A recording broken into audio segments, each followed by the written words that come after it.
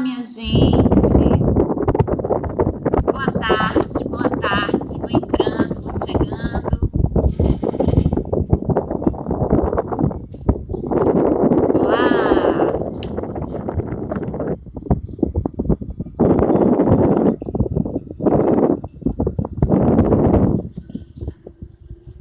Olá, olá, pessoal. Vamos lá? Nosso encontro da segunda às 16h30. Desde já você fica aí à vontade para deixar sua dúvida, sua pergunta. Certo? Combinado? Bem, confesso que hoje eu não vim com nenhum tema fixo na minha mente para a gente conversar hoje. Então, nós vamos começar a nossa conversa e vamos direcionando conforme aí vocês também acharem interessante, relevante, conforme forem surgindo as dúvidas, certo?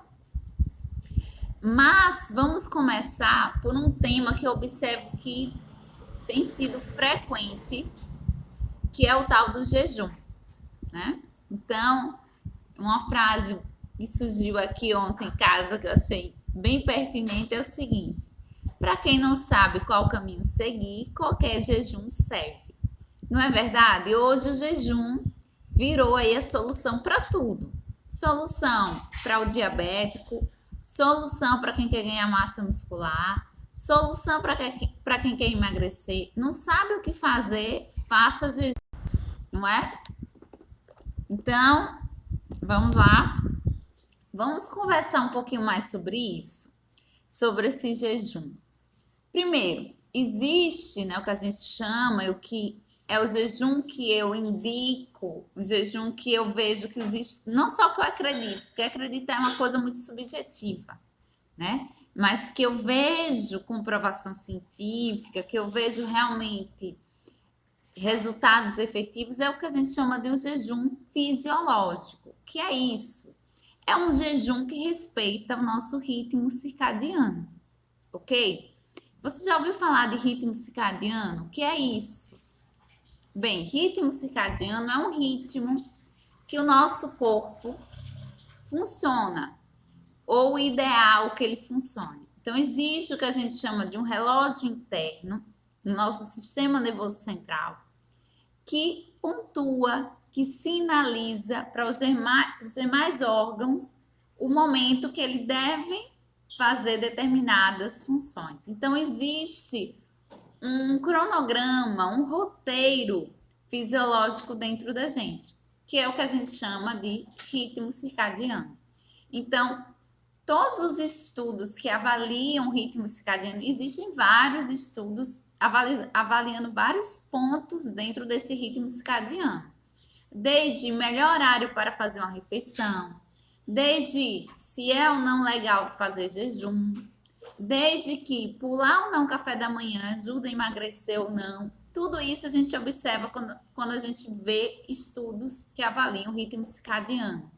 Existem também estudos que avaliam pessoas que trabalham noturno, né, no turno noturno, que tem essa alteração do ritmo circadiano. O que seria essa alteração do ritmo circadiano?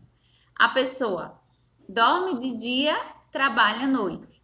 Ou seja, ela vai de encontro a essa programação fisiológica que nós temos. Então, é importante saber que existe sim essa programação fisiológica ideal que a gente siga. E qual seria esse ideal? Dormir cedo, acordar cedo, ter alimentações com maior teor calórico e com maior teor de carboidrato durante o dia.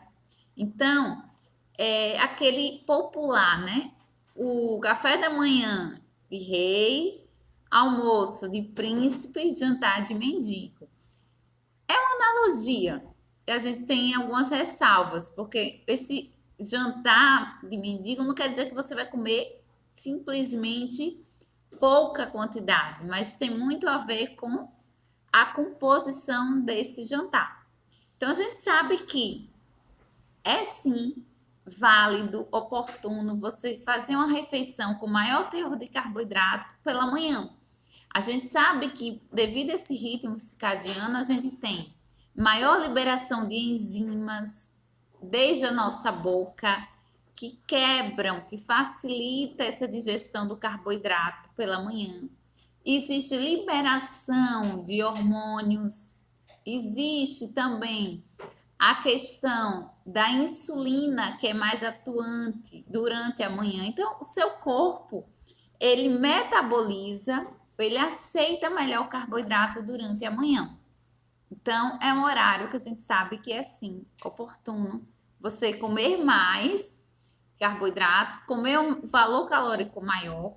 E estudos apontam que quem faz o café da manhã, comparado a quem pula o café da manhã, aqueles que fazem o café da manhã têm um maior emagrecimento do ponto de vista de perda de peso e tem uma maior durabilidade dessa perda de peso. Então, vejam que essa história de jejum, que você pula o café da manhã, pula o almoço e vai comer, sabe-se lá que horas, a gente tem que ter muita atenção.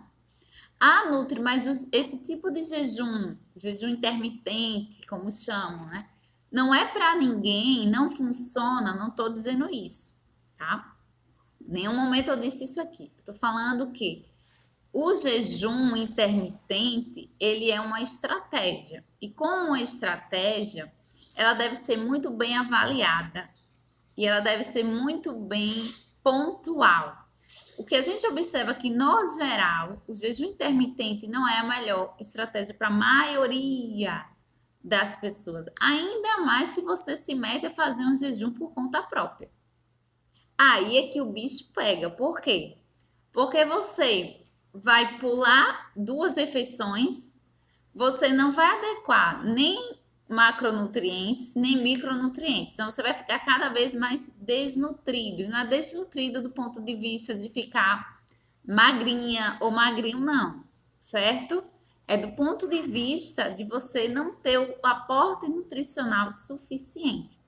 Então, muito cuidado com sair fazendo jejum por conta própria, porque tá modinha, porque fulano faz, porque eu vi que ciclano faz.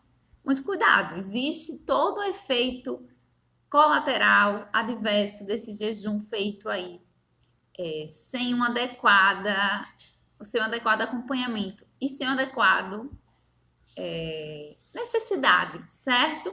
Porque a gente consegue muito bem, se for caso de emagrecimento, um processo de emagrecimento comendo, fazendo uma atividade física, do que simplesmente fechar a boca.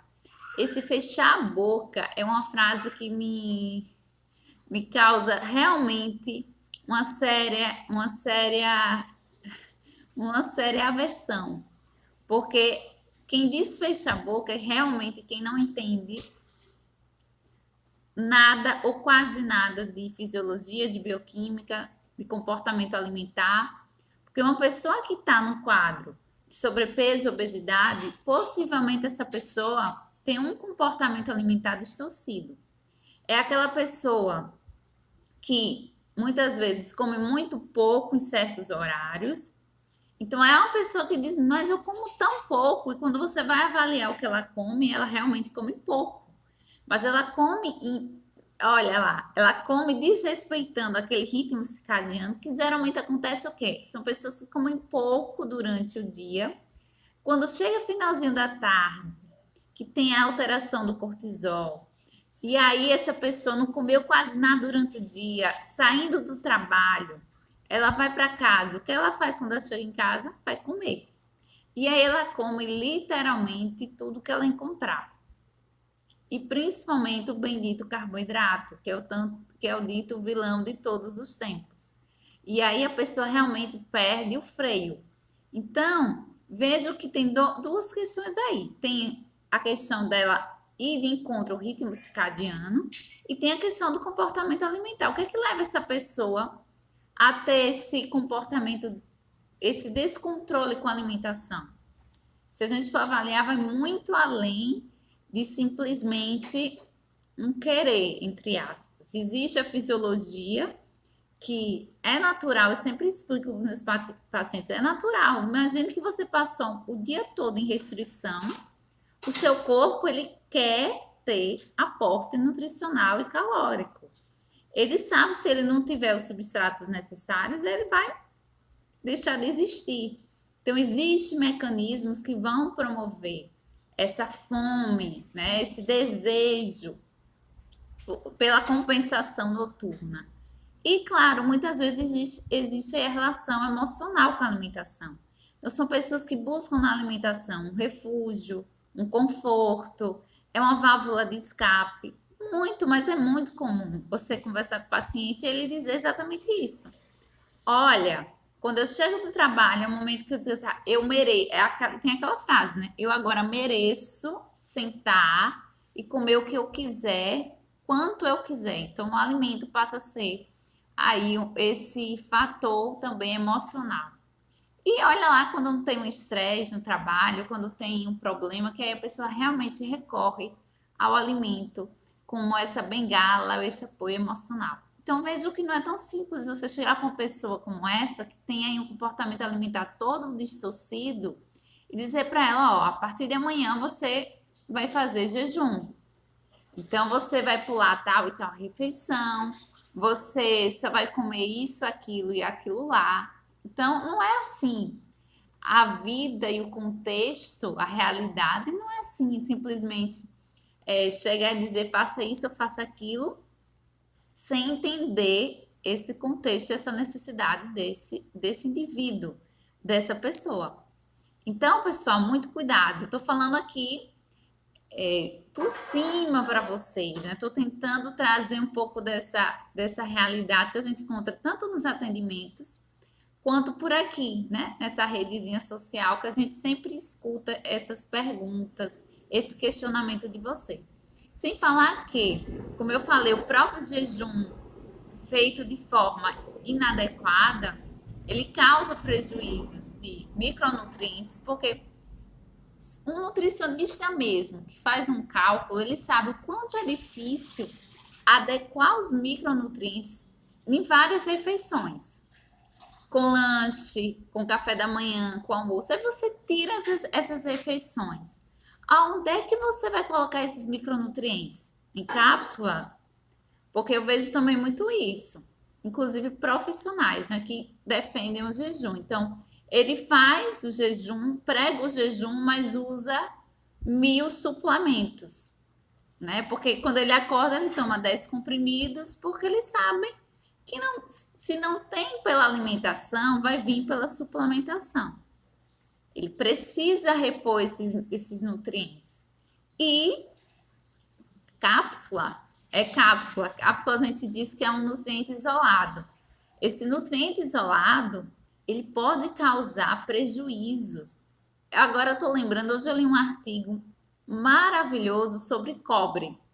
E o cobre é um micronutriente que a gente precisa em baixas dosagens. Com a alimentação a gente consegue adequar facilmente. Tá no fígado, tá no leite. Enfim, é bem fácil da gente conseguir adequar. E aí, esse artigo que eu li hoje, ele mostrava tanto prejuízo se o cobre estiver alto, quanto se ele estiver baixo. Então, o cobre ele deve estar exatamente na dosagem que o nosso corpo precisa. Não pode estar nem em deficiência, nem em excesso. Então, com a suplementação, e ainda mais uma suplementação isolada, de um nutriente isolado, uma suplementação que você nem avaliou previamente para ver se essa pessoa realmente tem essa necessidade, é muito comum você provocar um excesso nesse paciente desse micronutriente ou ainda uma competição com outro nutriente. Vamos lá, cobre. Posso falar de ação do cobre com zinco e com ferro. Tanto que quando as pessoas têm cobre em excesso ou em baixa, a pessoa pode desenvolver anemia, né? Aí muda-se o tipo de anemia, mas é uma anemia. Enfim, então é importantíssimo a gente ter essa consciência de que é importante saber exatamente o que é que cabe para você, qual suplementação realmente é válida para você. e se o jejum realmente lhe cabe, tá? Porque, no geral, eu diria que não, certo? Para a maioria das pessoas, o jejum não é a alternativa à solução. Ah, o jejum tem estudos apontando que melhora a disfunção mitocondrial? Tem, realmente. Mas eu consigo melhorar a função mitocondrial com outras alternativas, com outras estratégias também. Eu consigo modular essa mitocôndria, atividade física, por exemplo. Então, é muito limitado a visão das pessoas de que só existe essa estratégia e eu só vou seguir isso e acabou. Entende? Então, muito cuidado, pessoal. Eu sempre gosto de trazer aqui para vocês esses questionamentos, essa reflexão, para vocês de fato terem aí bom senso e terem um senso crítico. Outro que mais que a gente sabe do jejum, né? Outro que pode estar associado com o jejum. O jejum, devido a esse transtorno comportamental que a gente falou lá no início, também está associado com casos, né, de compulsão, de transtornos, porque a pessoa não tem esse comportamento alimentar saudável. E aí o jejum pode ser um fator desencadeador disso, ok? Então, tudo isso está associado. Então, muito cuidado com fórmulas mágicas, toma esse suplemento e sua vida vai mudar. Não é assim tão fácil, não é assim tão simples, não é assim tão óbvio, né? A gente sabe que existe nosso organismo, nosso corpo, ele é tão fantástico, né? Ele é tão assim integrado que quando você vai estudando realmente fisiologia, que você vai vendo como é um meio que exige conhecimento, exige técnica, porque é muito minucioso, pessoal, é muito minucioso. Então, cada nutriente, ele tá ali por um motivo, ele tá ali por um para quê, por quê. Então, e o nutriente, ele tem efeito no nosso corpo de ativar muitas funções. Então, ele ativa funções fisiológicas. Então, muito cuidado, tá? Se vocês têm alguma dúvida quanto ao jejum, ou qualquer outra dúvida, aproveitem aí para tirar a dúvida de vocês. Tô falando de jejum porque acredito que é o que está mais em voga hoje, né? Era low carb deu uma baixada e agora é o tal do jejum. Outra coisa também que o jejum pode ocasionar, que agora eu tô lembrando, baixa imunológica, ainda mais se a gente tá falando em um período que a gente precisa estar com o nosso sistema imunológico funcionando, ativo. Então, o jejum pode sim ser um fator que vai de encontro ao nosso sistema imunológico. Então, principalmente agora, muito cuidado com essas dietas restritivas, essas dietas por conta própria, porque você pode baixar ainda mais seu sistema imunológico e estar suscetível a uma contaminação, né? E o Covid está aí, o Covid não está brincando. Infelizmente, a gente está vendo muitos casos de pessoas graves, né? Antes a gente via assim de longe, né? Antes a gente sabia dos casos longe. Hoje a gente já está vendo os casos bem mais próximos de alguém que a gente conhece. Alguém que a gente conhece foi a óbito, né? Então, já é uma coisa que está chegando bem pertinho da gente, dentro da nossa realidade. Então, muito cuidado com dietas restritivas, com jejuns disso ou daquilo, que você pode colocar o teu corpo em uma situação de estresse e ter baixa imunológica, tá? Então, agora, mais do que nunca, é hora de você ter um aporte nutricional adequado, de você promover o emagrecimento. Sim, é hora de promover o emagrecimento, porque a gente sabe que obesidade e sobrepeso é gatilho inflamatório. Esse gatilho inflamatório deixa você mais suscetível, sim, à contaminação do Covid. Nós já estamos há 2 anos falando de Covid E se tem alguma coisa que já é bem estabelecido, são os fatores de risco. E os fatores de risco, entre eles está obesidade. Então, mas agora está saindo casos de pessoas que não têm nenhum fator de risco e contraiu e foi a óbito. Gente, a gente não sabe qual era o nível de inflamação daquela pessoa. Inflamação subclínica não é assim tão notório, não é assim porque a pessoa tem uma patologia diagnosticada. Então, muitas vezes a pessoa tem sim já uma inflamação de base. E se você está obeso, sobrepeso, você já sabe que você está inflamado, então já é notório.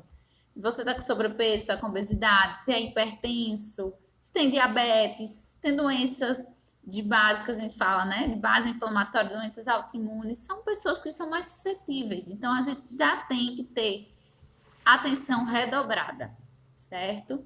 Então, muito cuidado. Cuide-se. E se cuidar-se significa ter uma alimentação individualizada, personalizada. Procure um nutricionista, tenha o seu nutricionista. Não fica só com dica daqui, dica acolá. A gente está aqui dando orientações gerais, mas é importante você ter um acompanhamento individualizado, personalizado, certo? Faça atividade física, vai tomar um solzinho, que a gente já falou tanto da vitamina D, e tem gente se tacando de vitamina D, de suplementação, e não sabe que a vitamina D realmente precisa de outros, olha lá a sinergia que a gente tanto fala, né? Precisa de vitamina A, precisa de zinco, precisa de magnésio, então assim, tá, pessoal? Muito cuidado com sair suplementando. Então, vai tomar um solzinho, 20 minutos por dia de sol. Você já vai ter aí, para a grande maioria, necessidade suficiente de vitamina D para o seu dia. Sem falar que tomar um solzinho, você não ganha só vitamina D. Você baixa seus níveis de estresse, você tem contato com o ambiente, você tem uma melhor noite de sono. Dormindo melhor, você tem melhor, né? Sistema imunológico agindo, atuando. Então, uma simples caminhada de 20 minutos, estou dizendo simples sendo irônica, você ganha muito. Então, é o simples que as pessoas estão deixando de canto que faz diferença. Né? O simples, faz o simples primeiro. Então, faz atividade física, bebe água, come fruta. Né? Quantas pessoas que não comem nem 3 frutas por dia? Eu pego no pé dos meus pacientes com 3 frutas por dia. A gente coloca a meta, vamos comer 3 frutas por dia. Tem pacientes que a gente passa mais de um encontro e lá no Nutri, tá difícil comer 3 frutas por dia. Por quê? Porque eu me passo, porque eu não lembro, não é porque eu não gosto. A pessoa até gosta de comer fruta, mas ela não tem ainda o hábito, né, de parar de comer, de ter os horários, de consumir aquela fruta. Então, baixo consumo de frutas, né? Baixo consumo de salada, de hortifrutos, tudo isso é o simples, é o óbvio que a gente acaba muitas vezes desprezando e que faz diferença. Mas sempre tem a espera não é a espera da manhã, é a espera do milagre, né? Da fórmula, do suplemento, da dieta que vai resolver todos os seus problemas. E não é bem assim. Eu tô vendo que tem perguntinha aqui, né? Vamos lá, vamos responder aqui. Eli, tem um mal-estar se ficar sem almoço. Pode fazer um jejum aos poucos? Então, Eli, toda essa live, desde o início, tô falando exatamente o oposto. Para não se pular refeições, tá? Então, o que é que você pode fazer, provavelmente? Comer bem o seu café da manhã, seu lanche, seu almoço e jantar o mais cedo possível, entre 18 e 19 horas. E aí sim você faz o jejum, que é o jejum fisiológico, de 19 horas em diante, 20 horas, até outro dia, 7 horas da manhã, por exemplo, você fez um bom jejum. Conta aí o tempo, ó, né? E assim, você pode jantar cedo, depois tomar um chá, porque chá não quebra jejum. É outra. Porque tem pessoas que jejum não pode comer mais nada. né? Então, líquido, água não quebra jejum, chá não quebra jejum. Então, você pode fazer seu jantar e em seguida tomar um chazinho, de preferência um chá que vai modular, né? Conforme a sua necessidade. Seja um chá para ajudar nesse sono, seja um chá que vai lhe ajudar a baixar a inflamação, não sei. Aí vai depender do seu caso, certo?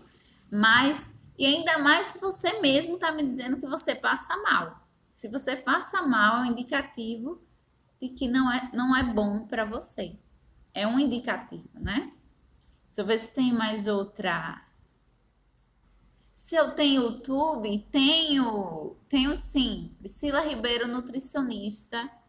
Você vai me encontrar lá no YouTube com vários vídeos ao seu dispor.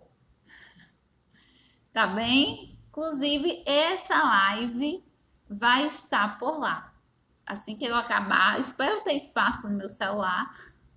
Eu vou baixar e subir lá para o canal do YouTube. E vou deixar aqui no Instagram por 24 horas. Depois disso, ó, bye bye por aqui. Certo, minha gente? Respondido, Eli. Obrigada pela pergunta. Bem, mais alguma dúvida, pessoal? Hoje a gente falou sobre jejum, né? Mais alguma perguntinha? A gente falou também sobre o que não quebra jejum, que também é outra dúvida bem frequente. Então, chá não quebra jejum, viu, pessoal? Pelo amor de Deus. Bem, é isso. Então, chegamos ao fim da nossa live. Muito obrigada a vocês que entraram, participaram. E vamos lá. Quer conhecer mais, né? Você quer aprender mais, você quer ter acesso a informações? Segue a gente aqui no Instagram. Sempre tem vídeo novo, sempre tem postagens novas. Tem lá no YouTube que eu já falei, tem podcast que amanhã tem episódio novo. Toda terça-feira, às 12 horas, meio-dia. Então, é o horário que você está aí fazendo seu almoço, você pode estar me ouvindo no seu streaming de preferência aí, certo? Então, o que mais? É isso. E tem vários e-books, né? Eu tenho vários e-books que você pode adquirir por preço super acessível. R$12, R$15. Você vai comprar o seu e-book para ter aí as receitas. Por quê? Porque receita é a prática. Então, como é que eu vou botar fruta no meu dia a dia? Como é que eu vou comer salada? Tem lá o e-book para você colocar em prática, certo? Para ser uma alimentação leve, prazerosa, nutritiva e dentro da sua realidade.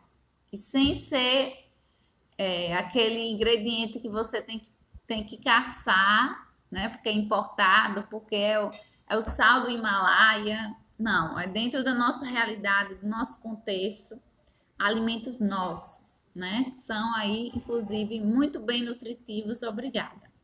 Tá? Então, beijo, muito obrigada a vocês. Até segunda-feira tem a nossa live. Combinado? Tchau, tchau, pessoal.